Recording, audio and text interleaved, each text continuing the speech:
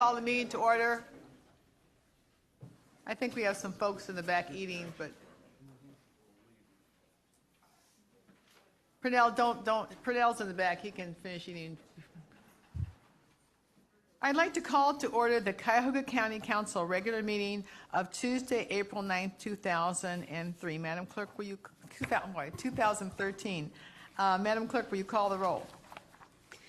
Calling the roll, Mr. Greenspan? Here. Mr. Miller? Here. Mr. Brady? Here. Mr. Germana? Here. Mr. Gallagher? Here. Mr. Schron? Here. Ms. Conwell? Ms. Conwell is absent. Mr. Jones? He's here. Mr. Rogers? Ms. Simon? And Ms. Conley. Here. There is a quorum. I'd like to entertain a motion to excuse Ms. Conwell. Moved by Mr. Miller, seconded by Mr. Schron. All those in favor indicate by saying aye. Aye. Opposed? The ayes have it. Mark her is excused. Please rise for the Pledge of Allegiance.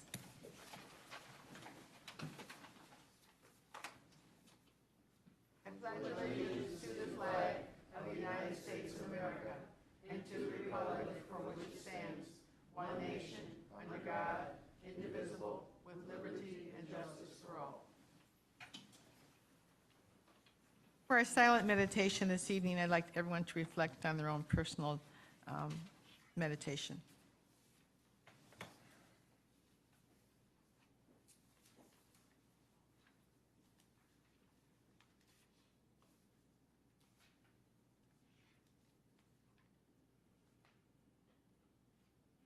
All right, item 5, public comment. Madam Clerk, is there any public comment related to the agenda? Madam Chair, there is no public comment related to the agenda. All right, item 6, approval of minutes. The minutes of the work session for March the 27th, the regular meeting for March the 27th, and the special meeting of April 3rd are in your packet.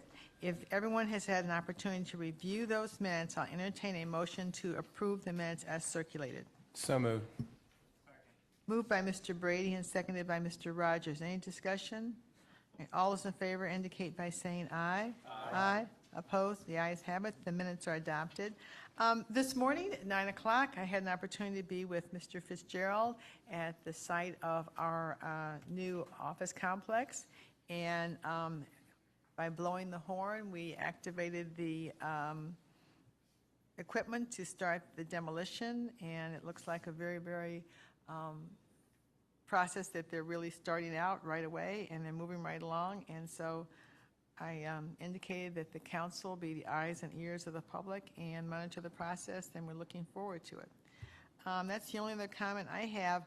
Mr. Fitzgerald indicated he's running about 20 minutes late, so we'll just hold item 8 if he has any comments until he gets here, and then we can hear from him at that time if he has any comments. All right, item 9. Committee reports and consideration of a motion of council for second reading adoption under suspension of the rules. We need a motion to suspend Rule 9D that we require a third reading. Mr. Gallagher? Madam President, I move that we suspend the rules. Second. Moved by Mr. Gallagher and seconded by Mr. Germana. Any discussion on suspending the rules? All those in favor indicate by saying aye. Aye. Opposed? The ayes have it. The rules are suspended. Item 0012. Motion number 2013-0012, a motion confirming the county executive's appointment of various individuals to serve on the Group Plan Commission and declaring the necessity that this motion become immediately effective for the individuals as printed on the agenda, items 9A, 1 through 4. I don't know if Mr. Gilbert or Mr. Ronayne or Ms. Robbins Smyer or Mr. Applebaum was here. These people, these applicants have been interviewed by the by Ms. Conwell's committee in her absence. I assume that they have been properly vetted and the committee is satisfied. And is there a motion to adopt? So. Second. Moved by Mr. Miller and seconded by Mr. Germana. Any other discussion on these items? No basketball courts, right? All right, no basketball courts. Okay.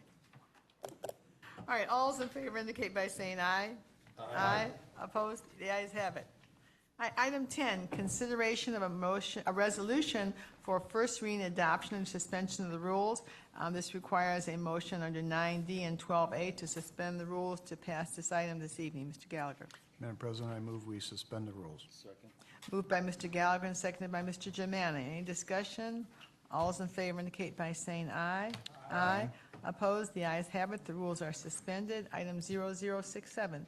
Resolution number 2013-0067, a resolution amending the 2012-2013 biennial operating budget for 2013 by providing for additional fiscal appropriations from the general fund and other funding sources, for appropriation transfers between budget accounts, and for cash transfers between budgetary funds in order to meet the budgetary needs of various county departments, offices, and agencies, and declaring the necessity that this resolution become immediately effective. Move to adopt. Moved by Mr. Miller and seconded by Mr. Germaine. These are biweekly adjustments to the budget. Mr. Miller, you usually have a comment on those or no comment? Madam President, this resolution includes routine transfers between accounts, appropriations of grants. It changes some items from old index codes to new index codes. It's nothing major, and I ask for the support of my colleagues. All right, thank you. Any other questions or comments? All right, all those in favor indicate by saying aye. Aye. Opposed? The ayes have it. Just for the audience, if there's anyone that has come to make a public comment, you need to sign in. There's forms over here, and we'll get to you at the end of the agenda, but you need to sign in. All right, item 11, consideration of resolutions for first reading and referral to committee. Resolution number 2013-0068, a resolution authorizing the appropriation of real property in connection with right-of-way plans as set forth in plat number M5010 for a reconfiguration of the Warrensville Center Road, Van Aken Boulevard, Chagrin Boulevard, Northfield Road intersection in the city of Shaker Heights and Village of Highland Hills. Directing the county executive to proceed with the acquisition of real property required for public highway purposes, authorizing the fiscal officer to issue the monetary warrant to be deposited with the probate court of Cuyahoga County in an amount that is equal to the fair market value of the property, and declaring the necessity that this resolution become immediately effective. This matter will go to Public Works. Resolution number 2013-0069, a resolution making an award on requisition number 26428 to Perk Company Incorporated in the amount not to exceed $8,309,354 for reconstruction of Ridge Road from Interstate 480 to Memphis Avenue in the city of Brooklyn. Authorizing the county executive to execute the contract and all other documents consistent with said award and this resolution. Authorizing the county engineer on behalf of the county executive to make an application for allocation from county motor vehicle $5 license tax funds in the amount of $1,661,870 to fund said contract, and declaring the necessity that this resolution become immediately effective. This matter will go to Public Works. Resolution number 2013-0070, a resolution making an award on requisition number 26211 to Terrace Construction Company Incorporated in the amount not to exceed $973,816.38 for the Bridge Sidewalk Replacement Program East Project, authorizing the county executive to execute the contract and all other documents consistent with said award and this resolution, authorizing the county engineer on behalf of the county executive to make an application for allocation from county motor vehicle $7.50 license tax funds for said amount to fund said contract, and declaring the necessity that this resolution become immediately effective. For the bridges, as printed on the agenda, items C 1 through 5. This matter will go to Public Works. Resolution number 2013-0071, a resolution making an award on requisition number 26213 to Terrace Construction Company Incorporated in the amount not to exceed $953,389.50 for the Bridge Sidewalk Replacement Program West Project, authorizing the county executive to execute the contract and all other documents consistent with said award in this resolution, authorizing the county engineer on behalf of the county executive to make an application for allocation from county motor vehicle $7.50 license tax funds for said amount to fund said contract, and declaring the necessity that this resolution become immediately effective for the bridges as printed on the agenda, items D 1 through 3. This matter will go to Public Works. Resolution number 2013-0072, a resolution declaring that public convenience and welfare requires replacement of Sprague Road Culvert number 47 in the cities of Broadview Heights and Seven Hills. Total estimated construction cost, $170,000. Finding that special assessments will neither be levied nor collected to pay for any part of the county's costs of said improvement, authorizing the county executive to enter into agreements of cooperation with said municipalities in connection with said project, and declaring the necessity that this resolution become immediately effective. This matter will go to Public Works.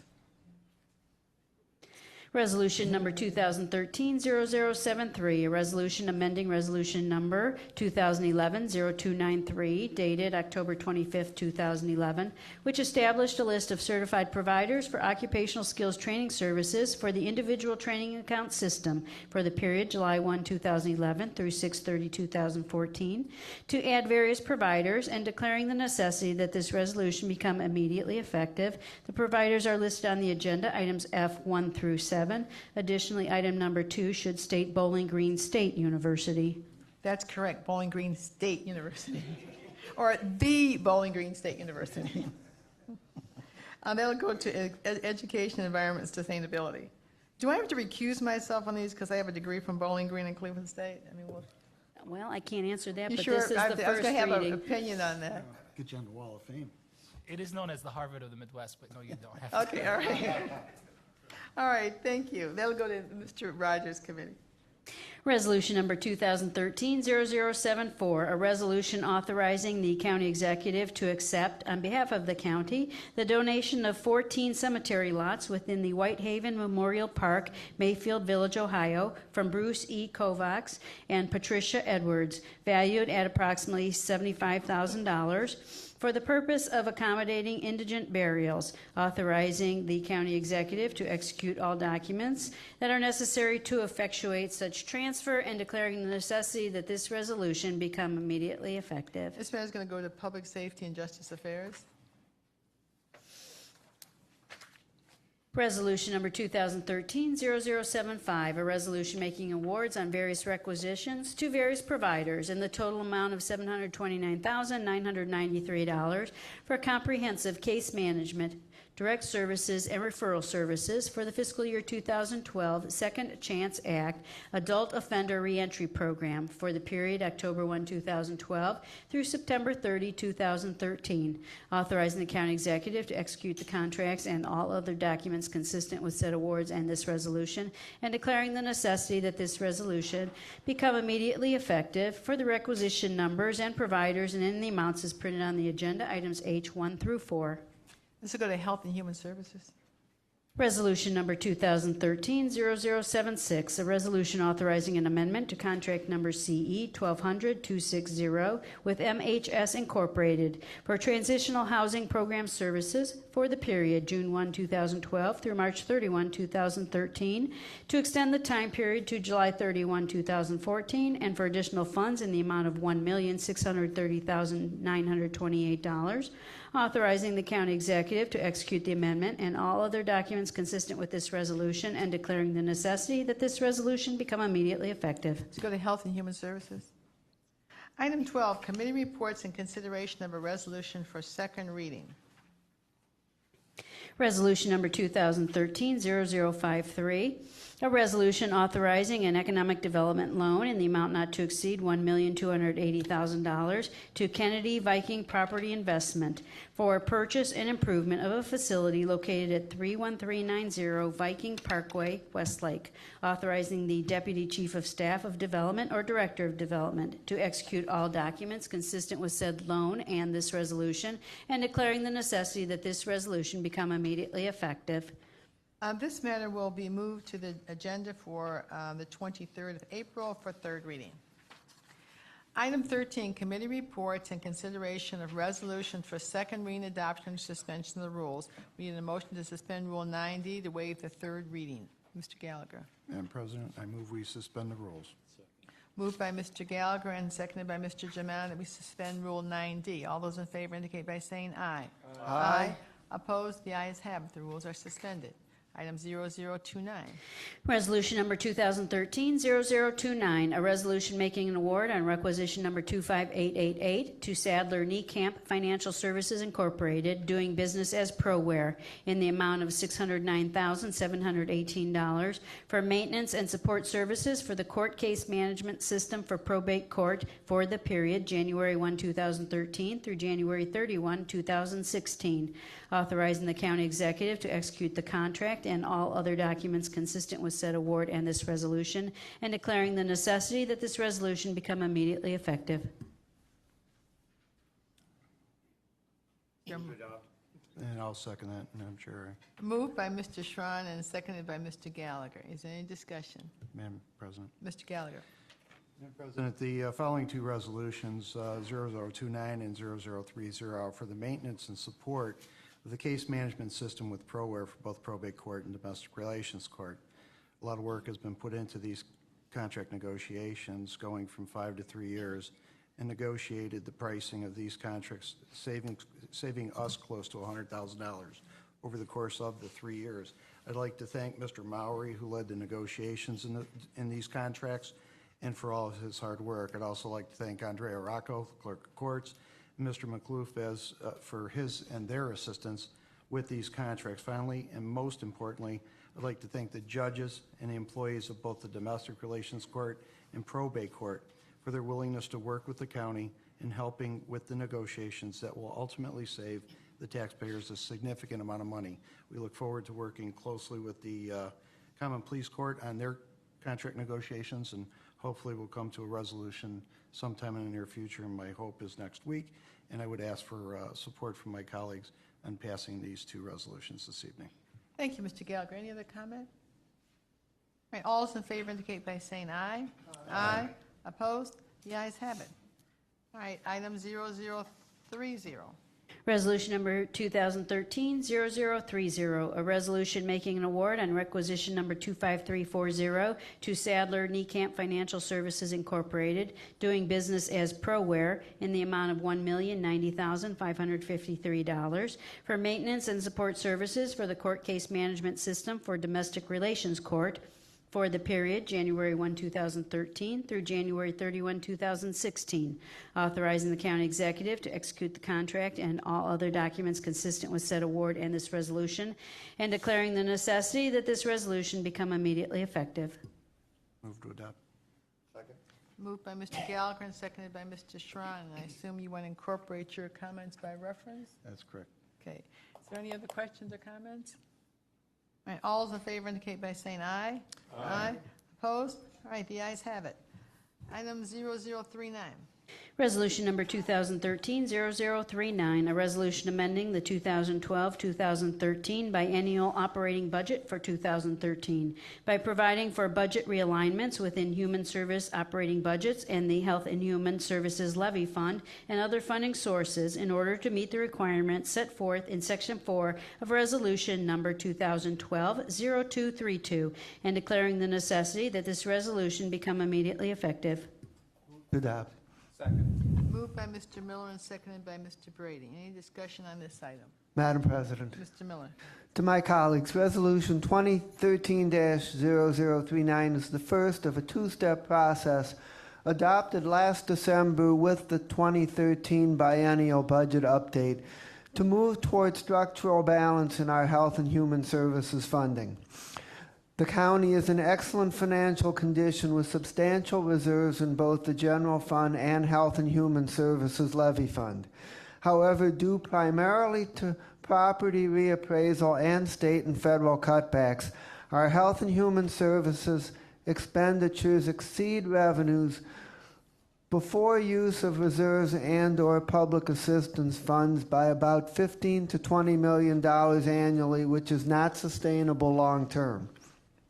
This resolution brings our 2013 Health and Human Services budget closer to actual expected operating conditions by eliminating $6,184,000 in appropriations not expected to be needed this year and in the future based on operating needs. It also eliminates $295,000 in costs for consulting services in the HHS office and a data analyst position within Family and Children First. Finally, it improves capacity in the Health and Human Services Levy Fund by moving $4,260,000 in expenditures to the general fund. While there is some room for interpretation, these expenditures for the Common Pleas Court subsidy, street crime prevention, witness, victim, and public defender should not have been in the Health and Human Services Levy Fund in the first place, but were moved there previously when the general fund needed relief. The second step of this process begins on May 14th when the administration will propose a 5-year plan for 2013 to 17 to bring Health and Human Services into structural balance by the end of that time frame. This step should stimulate a significant strategic discussion as to whether we can meet our human services needs long-term within our existing revenue base or whether we need to create additional capacity. In our long-range strategic planning, we should also work toward developing a local funding system for human services that is not entirely dependent on property tax, which provides little or no revenue growth. I am aware and understand that some would have preferred a stronger course of action in this first round, but I do believe that this resolution provides a good foundation for further planning and action, and ask my colleagues to believe in this process and support the resolution. Thank you, Mr. Miller. Any other comments? Madam President, Mr. Greenspan? thank you. I believe in Mr. Miller's comments. I may be that someone that he was referring to, although my middle initial is S. It does not stand for someone, but it does qualify for the fact that I'm opposing this resolution for the simple fact that at the end of the day, from a cash flow standpoint, this does absolutely nothing to the overall cash position of the county. We're effectively moving money from the spend from the Health and Human Service Fund to the general fund. Once again, a zero net effect to the county, and the other items are items we weren't going to spend money on anyhow. So I was expecting a stronger proposal coming out in the February 19th submission from the administration. I wasn't satisfied with that. I'm not satisfied with this. I look forward to the May submission. My concern then is, as was when I raised objection in November and December of last year, we're going to be well into 2013 before we even address this issue, and that's exactly where we are. By the time this mid-May proposal comes through the committee structure, we'll be into June and possibly into July before we hear anything, before we decide anything on that proposal, and then just 4 months later, we're into our mid-year budget, into our next year budget cycle. So I urge my colleagues not to support this. This effectively, from a cash flow standpoint, does nothing for the county. Thank you. All right, any else, Mr. Schran? Thank you, Madam President. I will be supporting this, but with reservation on the basis that I think that was correct by Mr. Steen to reallocate the positions within the budget as far as the things that were being charged the Health and Human Services levy and fund and did not belong there. I think that was the correct determination. I think that there's pressure on all budgets. I believe that that's part of why we have some of the reserves in place. But as Mr. Miller indicated, this trend cannot be sustained on a long-term basis.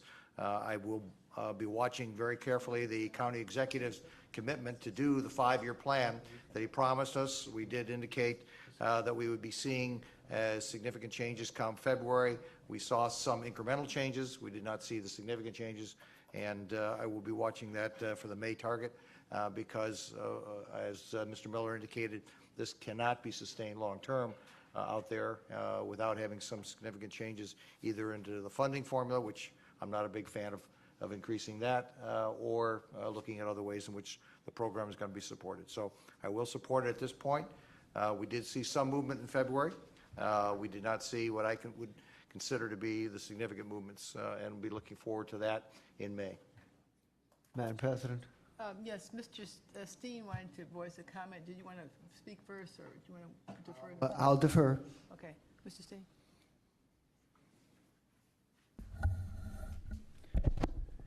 Thank you, Madam President. I just wanted to clarify our understanding, ours being the administration, the fiscal office, and Health and Human Services. We were instructed to come back to this body who approves the budget and approves recommendations or does not approve those with recommendations to the HHS budget. We did do that. You deliberated and determined which ones you felt appropriate and which ones you did not. One statement that was made that I don't believe is accurate is that these changes that you're approving do impact the cash position of the county. They're a step in the right direction. They're not the completion of the trip. And I guess as the fiscal officer, please do not take offense at this, any council member, but I would ask if there are cuts that we're not proposing, then please give those to me. Put those in writing. If there's a cut that a council member believes should be made to the HHS budget, we would be more than happy to evaluate that. But HHS staff felt comfortable with the recommendation that was given, and we understand that it's the council's prerogative to determine which ones are approved, and we're moving forward with your decision, and we'll implement the changes that you're hopefully going to approve this evening. Thank you. Thank you, Mr. Steen. Mr. Miller? Madam President, just two additional comments. One is that we should not make too light of the $6,184,000 where we identified appropriations that, based on actual usage, we think are not needed. In other circumstances, some of that money might be reprogrammed to meet other needs that are out there, but this revision kind of sends a pretty clear signal that that's not going to happen. And the second thing is that I only speak as one of 11, but I feel that the administration provided very good cooperation and provided the kind of first step evaluation that was intended, and that I think the two-step process that we envisioned in December is on track. Thank you. All right, thank you, Mr. Miller. I'm sorry. It appears that there was an open invitation for council to conduct its own review of programmatic and operational issues related to Health and Human Services. And if that's the invitation, I'd be willing to accept it to provide those recommendations. All right, thank you. All right, all those in favor indicate by saying aye. Aye. Opposed? No. All right, no Mr. Greenspan's opposition. With 11 votes, it carries. Thank you. Oh, one absent, sorry. All right, moving right along, 0059. Resolution number 2013-0059, a resolution approving right-of-way plans as set forth in plat number M5012 for the grade separation of Stearns Road at the Norfolk Southern Railroad in Olmsted Township, authorizing the county executive through the Department of Public Works to acquire said necessary rights-of-way, finding that special assessments will neither be levied nor collected to pay for any part of the county's costs of said improvement, and declaring the necessity that this resolution become immediately effective. Move to adopt. Second. Moved by Mr. Jones and seconded by Mr. Germana. Did you want to be heard on this, Mr. Jones? Madam President, this resolution allows the Department of Public Works to acquire a total of 121 land parcels from approximately 60 property owners in order to do a grade separation of Stearns Road in the Olmsted Township to help with the flow of traffic. This project will require the county to take about 10 homes as the rest of the parcels are land. Construction is expected to begin in 2015, and the total cost of the project is approximately $13 million. All right, thank you. Any other questions, comments? All those in favor indicate by saying aye. Aye. Opposed? The ayes have it. Item 0060. Resolution number 2013-0060, resolution making an award and requisition number 23624 to Burgess and Nyepel Incorporated in the amount not to exceed $1,448,424 for engineering services for replacement of various Rockside Road bridges in the City of Independence, authorizing the county executive to execute the contract and all other documents consistent with said award and this resolution, and declaring the necessity that this resolution become immediately effective for the bridges as printed on the agenda, items E1 and 2. Move to adopt. Second. Moved by Mr. Jones and seconded by Mr. Germana. Mr. Jones, do you want to be heard on this? Yes, Burgess and Nyepel Incorporated was the lowest bidder out of a total of 8 bids. There's a 30% SBE goal on this project, which the vendor has met, and the $1.4 million will cover 2 bridges in Independence. Thank you. Any other questions, comments? All's in favor indicate by saying aye. Aye. Opposed? The ayes have it. Item 0061. Resolution number 2013-0061, a resolution making an award on requisition number 25941 to Suburban Maintenance and Construction Incorporated in the amount not to exceed $969,000 for the Huntington Park Garage Emergency Repairs Project, authorizing the county executive to execute the contract and all other documents consistent with said award and this resolution, and declaring the necessity that this resolution become immediately effective. Move to adopt. Moved by Mr. Jones and seconded by Mr. Germana. Mr. Jones. There were a total of 5 bids submitted for this project, with Suburban Maintenance and Construction being the lowest. The bid is about $300,000 less than the engineer's estimate, and the vendor is meeting the 30% SBE goal that was included with the bid. Work on the county garage includes a new steel beams, plural, concrete repair, and other items. Work will commence immediately and should be completed in time for the senior games this summer. Any other questions, comments? All's in favor indicate by saying aye. Aye. Opposed? The ayes have it. 0062. Resolution number 2013-0062, a resolution declaring that public convenience and welfare requires resurfacing of Chagrin Boulevard from Lander Road to South Lane in the city of Pepper Pike and village of Moreland Hills. Total estimated construction cost, $3 million. Finding that special assessments will neither be levied nor collected to pay for any part of the county's cost of said improvement. Authorizing the county executive to enter into an agreement of cooperation with said municipalities in connection with said project, and declaring the necessity that this resolution become immediately effective. Move to adopt. Moved by Mr. Jones and seconded by Mr. Germana. And Madam President, this resolution, as well as the 63 resolution coming forward, are phase 1 of the process in which we will see contracts to complete this work later this year once we go through the process to inform the public and receive any feedback. These projects are part of the new pavement policy where the county is covering each of the city's 20% portion. Construction for both projects are scheduled to start in 2014. Thank you. Any other questions, comments? All's in favor indicate by saying aye. Aye. Opposed? The ayes have it. 0063. Resolution number 2013-0063, a resolution declaring that public convenience and welfare requires resurfacing of Minor Road from Wilson Mills Road to Highland Heights North Corporation Line in the city of Highland Heights. Total estimated construction cost, $1,753,490. Finding that special assessments will neither be levied nor collected to pay for any part of the county's cost of said improvement. Authorizing the county executive to enter into an agreement of cooperation with said municipality in connection with said project, and declaring the necessity that this resolution become immediately effective. Move to adopt. Moved by Mr. Jones and seconded by Mr. Shrine. Any, Mr. Jones? And no additional comments. Madam President, I want to add my name. Add Ms. Simon's name. All right, if there's no other discussion, all those in favor indicate by saying aye. Aye. Opposed? The ayes have it. 0065. Resolution number 2013-0065, a resolution authorizing the county executive to accept dedication of land for Hidden Brook Lane and Grand Oaks Trail as public streets and 5 feet of right-of-way on the north side of Sprague Road in Grand Oaks subdivision located in Olmsted Township.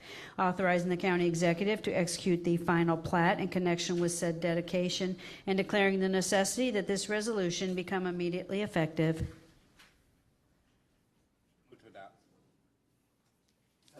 Moved by Mr. Rogers and seconded by Mr. Miller. Any discussion on this item? Madam Chair, Yes. I think this is the piece of legislation that we were questioning the wording. Oh, Mr. Jones has an amendment. And yes, I'd like to make a motion that we introduce this amendment. Should I read it? Yeah, you can read it. It's been circulated. There should be a copy at your place. And it reads, whereas the Cuyahoga County Land Development Regulations originally adopted November 8, 2007, and amended December 9, 2010, requires the County Planning Commission to refer the final dedication plat to the county for acceptance of dedication of land for any public street, highway or public ways, open space, or public easement on the final plat. All right, so the amendment's been moved by Mr. Jones. Is there a second? Seconded by Mr. Jimana. And did anyone want to discuss just in common language what the reason for is? A clarification, Mr. Jimana? Madam Chair, basically, one of the reasons this came up is because the original language is referring to the Cuyahoga County Board of County Commissioners, and of course, we all know that's history. So this brings it up to date. All right, all those in favor of the amendment indicate by saying aye. Aye. Opposed? All right, the ayes have it. The amendment is adopted. Now, is there any discussion on the resolution as amended? All right, all those in favor of the resolution as amended indicate by saying aye. Aye. Opposed? All right, the ayes have it. The amended resolution is adopted. Item 0066. Resolution number 2013-0066, a resolution making an award on requisition number 26531 to Motorola Solutions Incorporated in the amount of $937,286.97 for 365 Motorola APX 6000 radios and chargers for the Department of Public Safety and Justice Services, Division of Public Safety Grants, authorizing the Director of Purchasing to execute the purchase order and all other documents consistent with said award and this resolution, and declaring the necessity that this resolution become immediately effective. Move to adopt. Second. Moved by Mr. Gallagher and seconded by Mr. Schrein. Any discussion on this item? All right, all those in favor indicate by saying aye. Aye. Opposed? The ayes have it. All right, item 14, committee reports and consideration of an ordinance for second reading. Ordinance number 2012-0036, an ordinance establishing a college savings account program for the purpose of investing in the higher education of Cuyahoga County residents and declaring the necessity that this ordinance become immediately effective. This matter is on for second reading. However, the format of the ordinance has been changed, not the substance, but the format. And as a result, Mr. Rogers is asking that it would be referred back to his committee. There will be a committee meeting between now and our next meeting, so we assume that it will be adopted on for third reading on the 23rd. Great. Yeah, thank you. And I also had some additional questions posed to me by some members of the council, so I wanted to provide another opportunity for more questions and discussion around that. All right, so go back to committee. Thank you. Thank you. All right, item 15, committee reports and consideration of an ordinance for second reading adoption under suspension of the rules. Is there a motion to suspend Rule 9D? Madam President, I move we suspend the rules. Second. Moved by Mr. Gallagher and seconded by Mr. Jimana to suspend Rule 9D. All those in favor indicate by saying aye. Aye. Opposed? The ayes have it. The rules are suspended. So we'll go to item 0010. Ordinance number 2013-0010, an ordinance establishing the Cuyahoga County 911 Consolidation Shared Services Fund and Review Committee for the purpose of supporting communities and consolidating their 911 dispatch centers, and declaring the necessity that this ordinance become immediately effective. Move to adopt. Second. Moved by Mr. Gallagher and seconded by Mr. Jimana. Any discussion on this? Madam President. Mr. Gallagher? Madam President, since this council's been seated, this has been one of the projects, I would call it, that this council's been working on, specifically the Safety Committee. We are establishing the 911 Consolidated Shared Services Fund and the committee to oversee that fund. This is an important step. We have many more to go, but the step that this is taking is sending a signal to the communities throughout Cuyahoga County that Cuyahoga County itself has a new government and a new vision as far as what we're going to do, provide as far as leadership to those communities and what we could provide as services to those communities in the form of consolidating services and helping them do that. I would ask support for this item this evening, knowing full well that we do have more work to be done on this, and that we look forward to going out into the various communities to establish these 911 dispatch centers. Thank you, Mr. Gallagher. Any other discussion, questions? Madam President? Yes. I'm sorry. Yes, just an important note to this piece of legislation. There was language added in there that prior to, that any award, regardless of the monetary value, will be voted on by this body and not its appropriate approval authority, meaning the CPB, the Board of Control.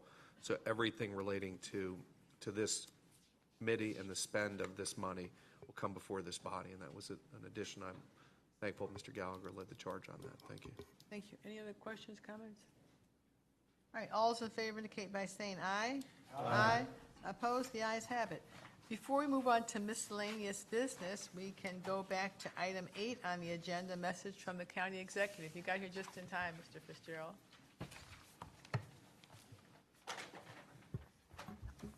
Thank you. I'll just be quite brief. I wanted to just give you a quick update on the our efforts with the FAA. I think it was a real vindication for the approach that we took. We're one of the few counties in the United States, or few airport authorities in the United States, that challenged aggressively the FAA's, not just the wisdom, but the legality of their approach in terms of trying to pull out the contract air traffic controllers from these smaller airports. The law department, the law director, McCloof and his staff just deserve a great deal of credit for having the ability and the competency to pursue this, because it's complicated litigation that they had to file as a party in this administrative appeal and challenge of what their ruling is. We've been granted a reprieve now for a period of time. That's going to allow us to continue to collect facts. I want it to be, it doesn't mean there aren't other things that we could do if we lose that appeal, but I want to be clear about that. It didn't make sense to me to default and say we're going to pay for this when we believe it's federal responsibility that they should be upholding. So I just wanted to let council know about that, and we'll continue to keep you in the loop as things develop. My guess is now that there's been a little bit of a reprieve, there'll be other airport authorities that end up joining either with an amicus brief or things of that nature, and that's the only thing that I really thought was pressing that I wanted to make sure that the council was made aware of. Thank you, Madam President. Thank you. Any miscellaneous committee reports? Madam Chairperson, Go ahead. I'm going to start at the end, or? Yeah, go ahead. Well, I think Greenspan always has a comment. So. Yep. Thank you. On the 22nd, our committee will meet. Once again, the presentation will be on the public records, our archivist, clerk of council, and Andrea Rocco. I'm sorry, Lenore Lockett will, not Lenore. Judy Satina will be presenting, and then on the 29th, we will have our Inspector General give her semi-annual report. Anybody else? Madam Chairperson, the Health and Human Services Committee will meet tomorrow, the 10th, and also again on the 17th to address the issues that have been referred to the committee. Madam President, Public Safety will be back again Tuesday, 1 o'clock.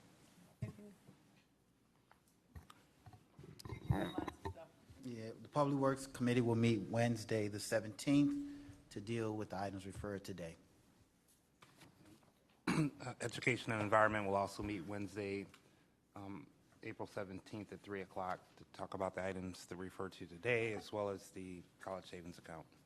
All right, any miscellaneous business? Madam Chairperson. Yes. I was very concerned to read in the paper this morning, and I have an update from Cleveland.com that the Ohio House of Representatives is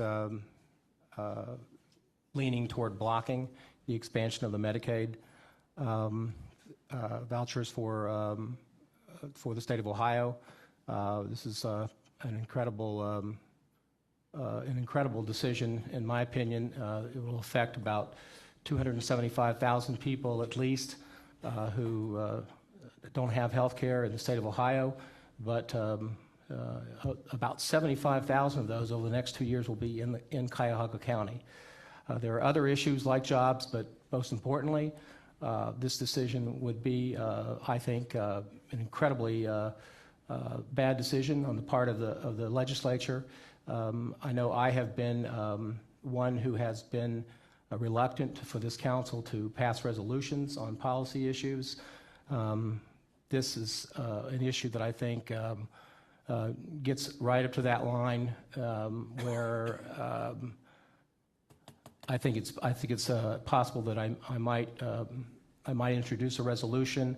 I'm going to try to be consistent. I'm at least going to write a letter that I'm going to circulate around that would be sent to all the members of the legislature, urging them to expand the Medicaid, accept the expansion of Medicaid.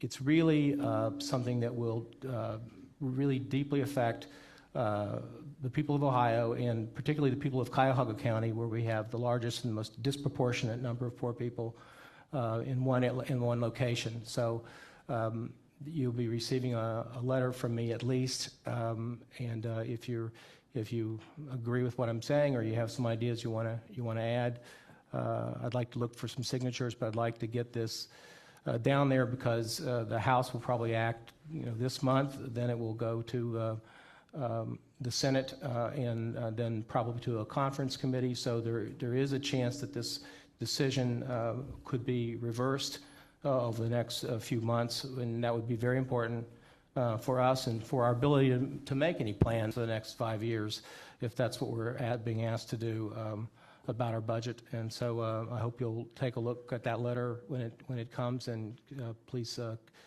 consider it seriously. This is a very big issue. Thank you. Any other miscellaneous business? President. Yes. Madam President and my colleagues, I've suffered with a long and difficult illness for the first 3 months of this year, which I hope and believe was successfully treated last week. And I just wanted to thank all of my colleagues in the administration and everyone for the support and courtesy that they showed me during this difficult time.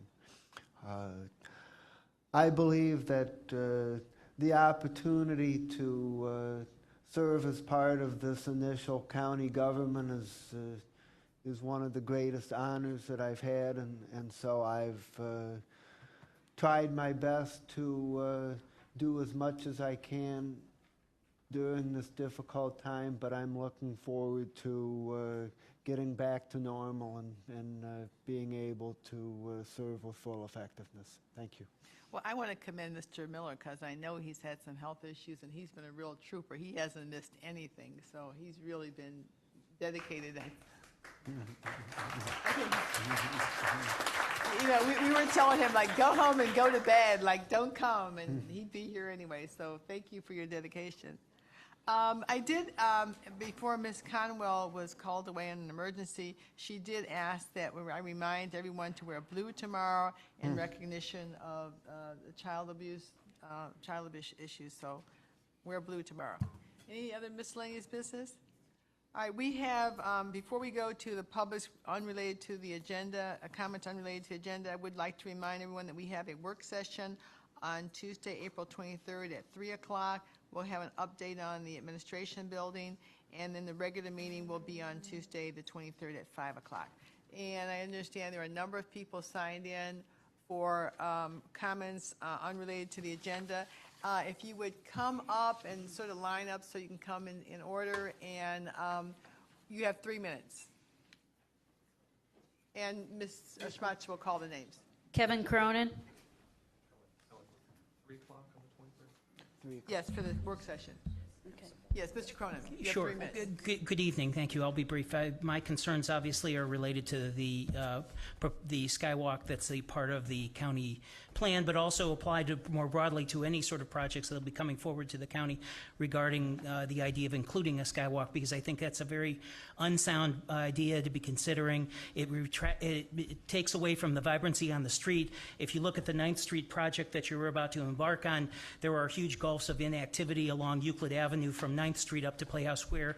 The idea of putting added vibrancy by having by removing a skywalk so that people are using the streets and and patronizing the shops and restaurants would help address some of that gulf inactivity going on. Skywalks also are a attraction from a sense of place and history. These buildings, Cleveland has some very rich architectural history, and the skywalks would be equivalent of, like, in some cases, punching a hole for the casino, for the Terminal Tower, would be like punching a hole in the Empire State Building, and it wouldn't be tolerated in New York, and it shouldn't be tolerated here. Also, I want you to consider there's been short shrift to some of the legal implications of trying to do some of these sort of things. From the public comments and some of the news stories that I've read, it almost sounds to me like the developers are hoping that they might be able to get away with dismissing or downplaying their obligations under the Americans with Disabilities Act by having a sort of a backdoor approach to some of the ways of getting into the county. And certainly that's a day gone by in terms of the idea of respecting those who are disabled or handicapped, whether they're employees or patrons that need to come visit with the county building. So I want you to be very reluctant to the idea of including any sort of skywalk in any of these plans. It's unwise, it's cost ineffective, and it's one that we should be, that other cities are moving away from faster and faster. Meanwhile, we're considering the idea here, and I think it's a very unwise choice. Thank you for your time. Thank you. We got a double duty on our clerk. The next. Okay, come on. Madam President and council Give us your name, members. please. Oh, my name is Gregory Soltis. I live in Tremont. I'm a CSU student in urban planning. You probably got the email from me, which I learned from some of my friends. I should keep the bullet points for busy people from now on. But it was the one with the pictures, and it was about transparency and this opportunity to do something really forward-thinking and incredible. And we always have been, or used to be, much more of a people that thought big and did incredible things. I mean, the Terminal Tower was the tallest building outside of New York for decades. It was the largest excavation project on the planet, only behind the Panama Canal when it was constructed. Millionaires Row used to be the highest concentration of wealth on the planet. I mean, the list goes on. And so I think, like, we went from that, like, make no little plans, to, like, the low-hanging fruit. But I think we're on the verge of being, like, a big thinking people again. And county government is really, like, leading the way for the most part. And I'd like to see the county government lead the way when it comes to our city, urban issues, design issues, and really raise the bar. And this building is an opportunity to do so. Not having a skywalk is great, just for the mere fact that it produces a lot of vibrancy on the street. Young people, educated people, people that we want to move back to our region to stem population loss, they are attracted to vibrancy. People in general want to be where other people are. This is an incredible opportunity. That's also a very unusual intersection. There's 3 streets that basically come together and also provide opportunities for park space, which could be this incredible public area in front of the county building. In addition to that, with respect to transparency, in the email I sent you, there's the Reichstag Dome, which was built in Germany after the communist government fell. And it's like a crystal clear dome, and it's supposed to express transparency, which they wanted their government to be about. Architecturally, this building can express what our new county government is about, because you are the beginning of this region's future, and it's going to be really great. And then one other thing about transparency, if you're driving in from the suburbs and you park in a parking garage and you cross the street where I walk every day down here in downtown, because I live by downtown and I work downtown and I go to school downtown, and you are in the tube 4 stories up and you can go to your office and you can leave the same way, I don't have the opportunity to interact with you by chance, which is what really makes a democracy work. The opportunity for me as a citizen to just bump into you on the sidewalk and have a conversation with you, that's the glue that binds like society together. And I think the past couple decades with suburbanization and a lot of, there's some good, some bad, but the family structure and everything is kind of broken apart a little bit. And I think a lot of it has to do with the physical spaces that we occupy. So I'm just encouraging you to really be forward thinking and do something big, because all it takes in our city is for one person to do that big thing once, and then all of a sudden everybody wants to do it. Everyone wants to be a Gordon Square or whatever.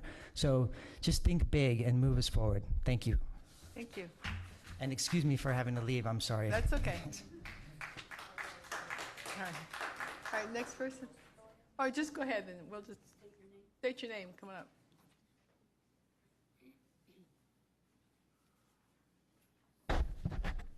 Hello, my name is Doug Nagy. I am currently finishing an MBA in finance at the University of Chicago, and in a few months I'll be moving back home to downtown Cleveland.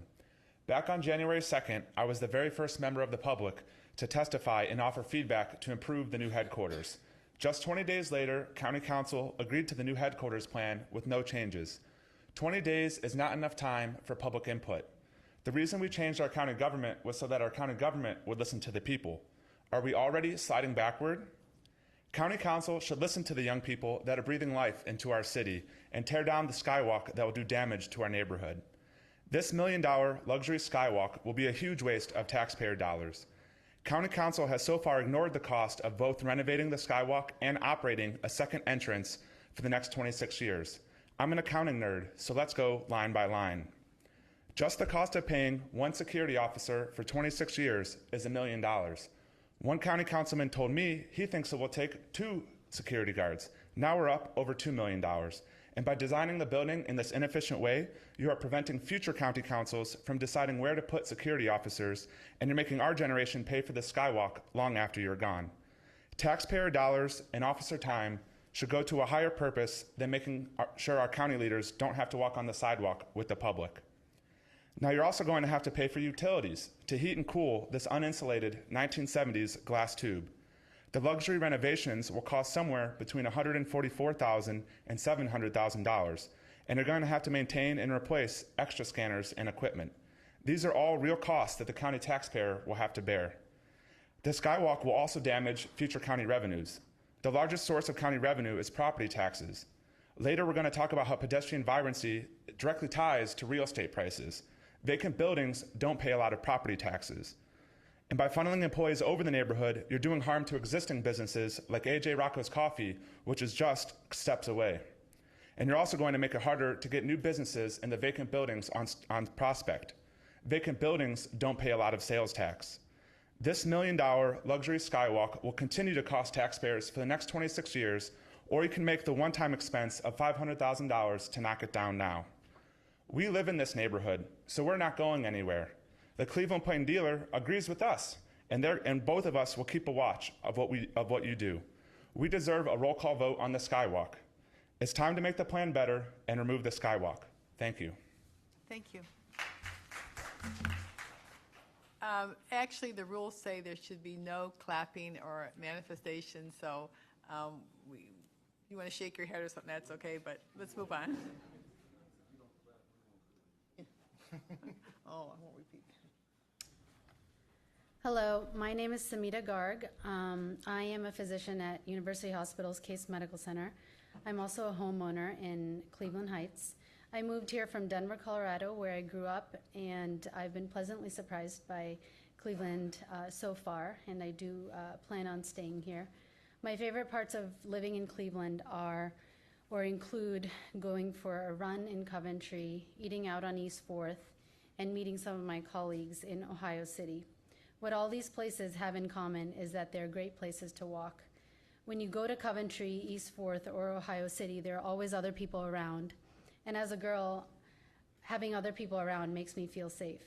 I recently did a rotation at the University of Michigan as a part of my training, and I went to visit Detroit. Every day during the day, there were no people walking on the sidewalks. Honestly, I did not feel very safe there. I want to see more people on the sidewalks in Cleveland, so I feel safer, and that's what I want county council. That's why I want county council to knock down the skywalks. I'm sorry. There's no shame in changing our position when more information becomes available. Physicians do that every day. That's why we order one more test consult one more specialist, talk to the patient one more time. Changing your position when more information becomes available is the right thing to do, and as a physician, it's the ethical thing to do. At the hospital, when I have a complicated problem, I consult a specialist. I'm the first to admit that I'm not an urban planning specialist, but I did do some research on the best practices to see what the specialists recommend. I learned that street design can affect health. I wanted to let you be aware that there's an article regarding health and sidewalks that you guys might have. As you can see, in the state of Washington, they've adopted a plan that has made wider sidewalks and other features more available to promote pedestrian activity and cyclists as well. As you know, there's a rise in the degree of obesity in this country, approximately, especially in the United States. Approximately 2/3 of the adolescents in the U.S. Are obese, and this is important because it can affect or is associated with diabetes, cardiovascular disease, as well as stroke. And inactivity is supposed to be a factor in obesity. Activity is furthermore promoted with sidewalks and not skywalks. A comprehensive study that you have in front of you has found that walkability for people in walkable neighborhoods did about 35 to 45 more minutes of moderate, intense physical activity per week, and were substantially less likely to be overweight or obese than similar people living in low walkable neighborhoods. Study after study has shown the same thing. How we design our streets is important. Thank you. Okay, thanks.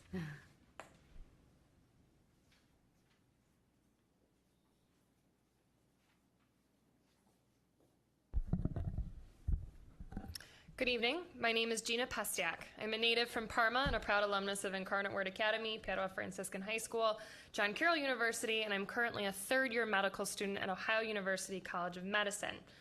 I want to talk to you today about the importance of first impressions and the medical residency match process.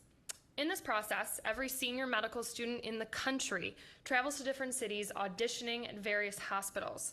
The students rank the hospitals, and every hospital ranks the students, and this data gets put into a national computer program. The results for every medical student in the nation come out on match day when we are handed an envelope that contains a residency contract, and in the blink of an eye, our whole life changes. This matching process determines where a young doctor will live at least the next 3 to 6 years of his or her life. By ranking a program, students acknowledge that they will accept a contract from that hospital. So just by ranking alone, a student is potentially committed to several years in a given geography. Bouncing through these programs, I can personally attest there is very little time to explore a city, and a medical student's on-the-ground first impressions are what carry the most importance. Will Rochester, Minnesota be a good place to live? What about Boston or Buffalo? Medical students don't have time, so we go by what we see. Does the place have life? Are there people walking around? Are there shops, restaurants? Can I live here? Seeing people on the city streets is an important signal, and it can help a hospital move up on my list. There's a feedback loop, and I tell other students about my experiences and vice versa. The reputation of a place is determined in large part by the amount of people we can see. People walking on a sidewalk signal that a neighborhood is alive. First impressions are critical, and what people walking on the street is what my generation is looking for in a place to live. So I ask you, the council, would your children or your grandchildren rank Cleveland first? Too many of my Parma friends have moved away. They tell me they see more life in their new city. I love Cleveland. I am constantly urging my colleagues and my out-of-town friends to come here and to audition for our programs in this city. Their experiences are all the same. They say, the city has so much to offer, but where are all the people? It's not just once or twice. I hear this time and time again. The city has so much to offer, but where are all the people? We need as many people walking on our sidewalks as possible. It's an important signal about our vibrant, amazing life here in Cleveland. I think it's absurd that we have the option to encourage more pedestrians, and we are considering to not take it. It's time to improve the plan. Please improve the first impressions of our beloved city, and please remove the skywalk. Thank you. Thank you.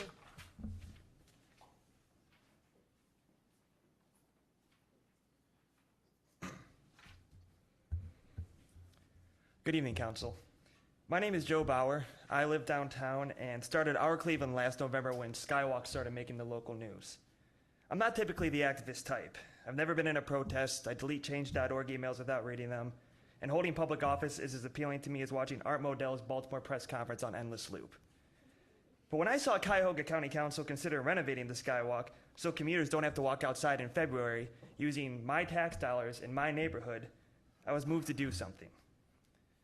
This is Cleveland. We tailgate at 6 a.m. in December for a Browns game. Walking through sludge isn't the Herculean task it's being made out to be.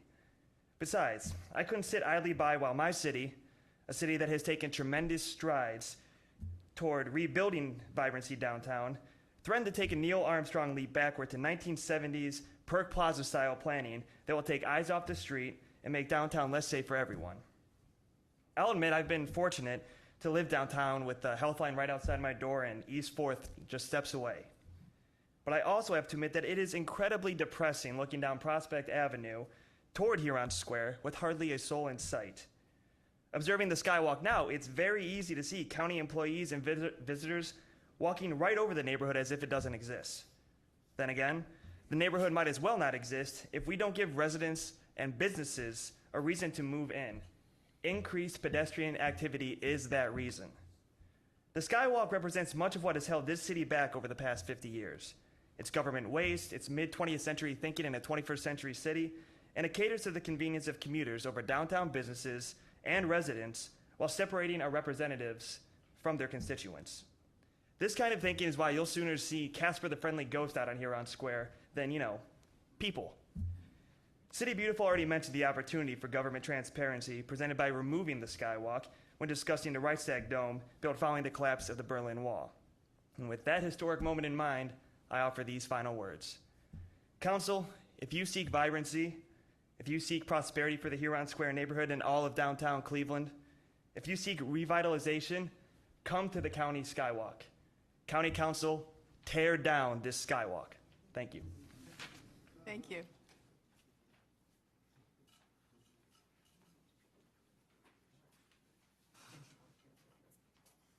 Good evening. My name is Melanie Fury, and I live and work downtown. As a young person native to this region, I have seen great leaders put Cleveland first and politics second. But I have also seen politicians steal my tax money and stunt the growth around this county and reaffirm the notion that Cleveland and its leaders are corrupt and they have nothing beneficial to share with the rest of the state, the nation, and beyond. I know this isn't true, and you on council know this isn't true.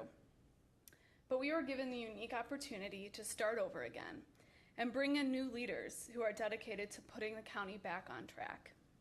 This year at the State of the County address, our new leader, Ed Fitzgerald, reiterated this by saying, "Coming out of a period of unprecedented corruption, we have entered into a period of unprecedented openness, transparency, and integrity in county government. We know that the people of this county don't have confidence in Washington or Columbus, but there is growing confidence in the way that our county government is being conducted. I challenge all of you to hear these words again, understand the impact that they had on this community, and govern based on Mr. Fitzgerald's suggested openness, transparency, and integrity. I encourage you to see that a renovated Skywalk is a waste of taxpayers' dollars, discourages vibrancy, and keeps you, members of our council, away from the people. In addition, I also encourage you to listen closely to the nearly 14,000 residents living in downtown. Downtown is no longer a place where people come to work and leave at 5 p.m. We have worked hard to encourage young professionals to want to live downtown. Just like neighbors in Westlake or Cleveland Heights have the right to say what goes on in their neighborhood, you should listen and really hear what downtown residents have to say. You should hear young professionals appeal for expanded vibrancy downtown, demands for progressive planning decisions, and calls to use our taxpayer money efficiently and effectively. This council again has the unique opportunity to make a difference for this county, find change, and prove our new government puts the needs of our county above their own interess. It's an opportunity to show leadership, make a decision that will help Cleveland continue to grow into a thriving, safe, and livable environment. Council, I ask you to remove the Skywalk from your proposed plans for the county headquarters.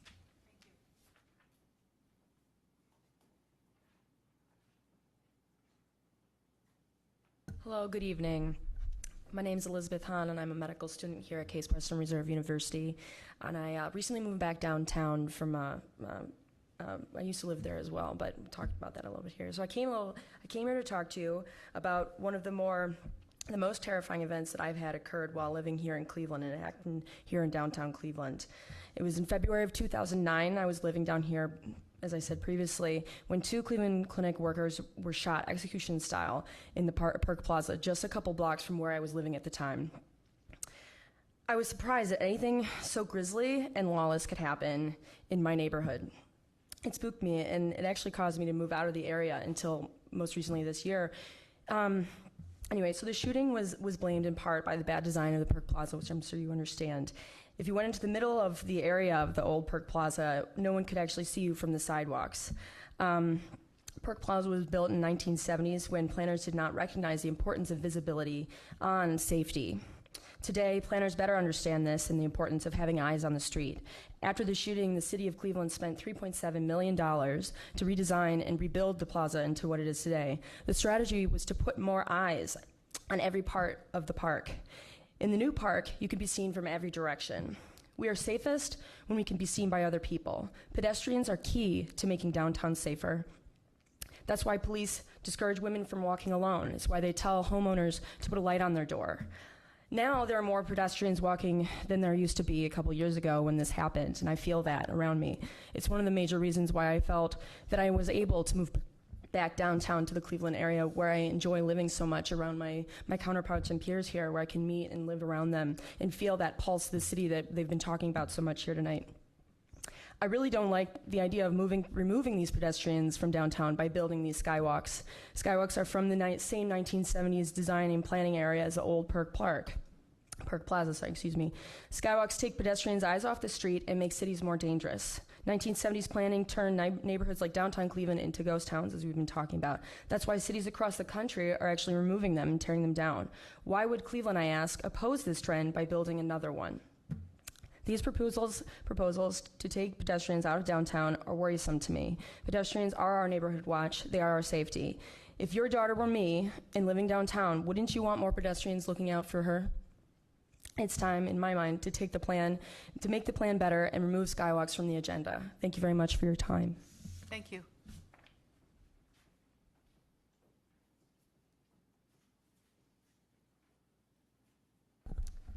Hello, my name is Rohan Mehta, and I've lived in downtown Cleveland for 3 years. I work as an analytics consultant. Basically, my company crunches customer data for big companies. So, for example, when you use your CVS card, we crunch that type of data to tell companies what it means and instruct them on how to make more money. Now, one of the arguments that I've heard about the Skywalk is that it really won't hurt local businesses, that where employees walk will not affect how much money they spend in the neighborhood. Based on my professional opinion, that is factually not true. People are creatures of habit. That's why big retail companies are obsessive about location, store layout, and the shopper's walking path. The colorful image in the handout that we shared has a heat map which shows which shelves are attracting shoppers and which products they touch. Companies like Procter & Gamble know that making a consumer bend over or walk a couple of extra steps will affect how likely the customer is to make a purchase. They pay big bucks for good shelving space because of this. Every step matters. You can see this same location premium in commercial real estate prices. The New York Times reports that average annual rents are $150 per square foot in stores adjacent to key subway entrances, but $70 to $80 a half block away. Some businesses are willing to pay twice as much to be just a couple of steps closer to the customer. So if the big money in retail is obsessive about location, and places a huge value on just a few steps, it's pretty safe to say that diverting pedestrians off the street via a skywalk will make them less likely to spend money at neighborhood businesses. Now let's talk about traffic engineering. By putting more pedestrians on the skywalk during rush hour, the county could potentially increase the amount of pedestrians during the rest of the day too. How is that possible? When traffic engineers calculate the impact of a new retail development, they split traffic into 2 categories. The first one is pass-by traffic. This is traffic that would be going down the road and stop because they saw a gas station, a restaurant, or a coffee shop. A worker walking across the street to their job that makes a quick detour into a coffee shop is a good example of this type of trip. That's the type of foot traffic that the county can bring to the neighborhood sidewalks, and there are a lot of businesses that open just to serve this kind of passerby traffic. But there's another type of traffic generated too. It's called a new trip. This is a trip with a destination in mind. To go back to our coffee shop example, a new trip is where the person sets out to make a coffee run or to go to study at the coffee shop. A business like a coffee shop that opens to support office worker traffic will also generate its own traffic. So if businesses open up to serve the county workers, these same businesses can drive pedestrian traffic all day long. We know from big retail companies that every step matters, so we need more people on the sidewalks to boost neighborhood businesses and pedestrian levels. It's time to make the plan better and remove the skywalk. Thank you. Thank you.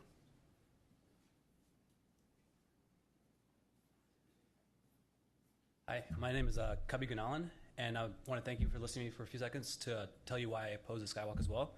I'm a medical student as well as a PhD student at Case Western Reserve University. I used to live in Cleveland Heights, and I actually just moved down here this past year to the East 4th area. And because it's vibrant, it's safe, it's fun, there's a lot of restaurants to go to. And Ari Marone has actually done a great job with this area because he understands that pedestrians are the key to making a neighborhood revitalized and vibrant and safe. And he knows that. And we here, the young professionals who make up 90%, 97% of the occupancy rate of downtown, are willing to pay higher rent because it is safe and because there are things to do. But skywalks, unfortunately, do the exact opposite. Take pedestrians away from the street. And as you heard from Elizabeth, pedestrians are critical to making a place safe, and that's what the whole Perk Plaza renovation was about. And cities like Baltimore and Cincinnati are taking skywalks away. So please help us, those who live downtown and who are the customers for the up-and-coming apartment buildings, such as the $180 million apartment building by Fred Geis. Help us, the customers, feel safe. Thank you. Thank you very much. Is anyone else? All right. Oh, I know were you at the beginning of the line? You're looking like you got recycled here. Oh no, sorry. I think I'm the last. I think I'm the last one. Okay. My name's Jeremy Borger. I'm a lifelong resident of Cuyahoga County. I currently live in District 3. I came here today to, first of all, compliment council and our county executive in the efforts that you've made to turn around Cuyahoga County. You definitely stepped into a really bad situation, and I really appreciate your efforts towards transparency and towards regionalism. I think the new location for Cuyahoga County headquarters is great, and I think that process was very transparent, and I agree with the location. The thing that I don't agree with, and I'm sure it's no surprise, is keeping the skywalk. There's been everyone's had different reasons as far as why skywalks are bad for sapping people off the street and kind of killing that ground level atmosphere. The primary things I've heard supporting the skywalk are things like safety and concerns over making sure people that are elderly or handicapped can easily get from their cars to the new headquarters. And I think it is important to make sure that those residents and visitors can get safely to the new headquarters. But let's put those efforts, instead of putting up a skywalk or renovating a skywalk, on focusing on the sidewalks and what things we need to do at street level to make it safe, not just for people that work for the county or the people that are visiting the county, but for everyone that lives in the county. Because right now with the skywalk, the only people that would benefit from it are the people that are working for the county or visiting county headquarters. But I think as a county, we need to think of all residents, people that live downtown, people that are visiting here, and make sure that we're focusing on sidewalks and not skywalks. There are some other skywalk plans in the works, such as the one connecting the Horseshoe Casino. There's one connecting an idea to connect the new Westin to the new Medical Mart and Convention Center. And I think by the county government stepping up and saying, we understand that skywalks are an antiquated idea, we're going to tear this one down, I think that could give a really strong message to other people that are thinking of putting up skywalks in the future as well. Thank you. Thank you. I appreciate the comments of all of the participants this evening. They will be duly considered. Is there anything else before this council this evening? Otherwise, we stand adjourned. Thank you.